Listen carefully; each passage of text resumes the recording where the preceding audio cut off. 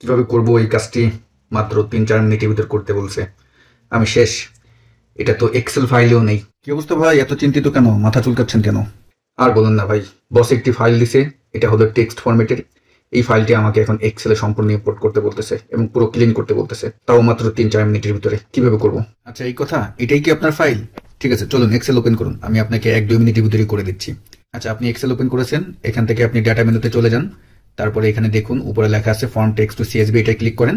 তারপরে আপনার ফাইলটি যেখানে আছে ওটা নিয়ে আসুন। যেমন আপনার ফাইলটির নাম হলো সেলস ডাটা, এটা সিলেক্ট করেন এবং এই কর্নারে দেখবেন ইম্পোর্ট লেখা আছে, এটা ক্লিক করবেন। কয়েক সেকেন্ড সময় নিয়ে আপনার সামনে এমন একটি ডায়লগ বক্স আসবে। এখান থেকে নিচে দেখতে পারবেন এই জায়গা থেকে ট্রান্সফর্ম ডাটাতে ক্লিক করবেন। কিছুটা সময় নিয়ে দেখবেন এটা পাওয়ার কোয়ারিতে ওপেন হবে। এখন এখানে বসে কিন্তু আপনি ক্লিন করতে পারবেন। যেমন দেখা যাচ্ছে 1, 2, 3 এই 3 নম্বর রো পর্যন্ত আপনার প্রয়োজন নেই। তাহলে কি করবেন? উপরে হোম মেনুতে যাবেন, ডান পাশে দেখবেন রিডিউস রো, এখান থেকে রিমুভ রোতে আসবেন। কয় নাম্বার রো পর্যন্ত রিমুভ করবেন? যেমন আমি 3 নম্বর পর্যন্ত করব। রিমুভ টপ রো দিলাম এবং এখানে আমি 3 লিখে তারপরে ডান পাশে আমি ওকেতে ক্লিক করে দিলাম। তাহলে দেখুন এটা ঠিক হয়ে গেল, কিন্তু এখনো আমার 1 নম্বর রোটা কিন্তু হেডার হয়নি। তাহলে আমরা আবার হোম মেনু থেকে এখানে দেখবেন use first row as header, এটাই ক্লিক করে দিবেন এবং আমরা দেখতে পারতেছি 7 এবং 8 নম্বর রোটা ব্ল্যাঙ্ক আছে। তাহলে আবার আমরা রিমুভ রোতে গেলাম এবং এই জায়গা থেকে আমরা যে রিমুভ ব্ল্যাঙ্ক রোস আছে এটাই ক্লিক করে দেবো। এবার কি করব? ক্লোজ এন্ড লোডে ক্লিক করবেন। আপনি দেখতে পারবেন খুব সুন্দরভাবে এক্সেলে চলে আসলো।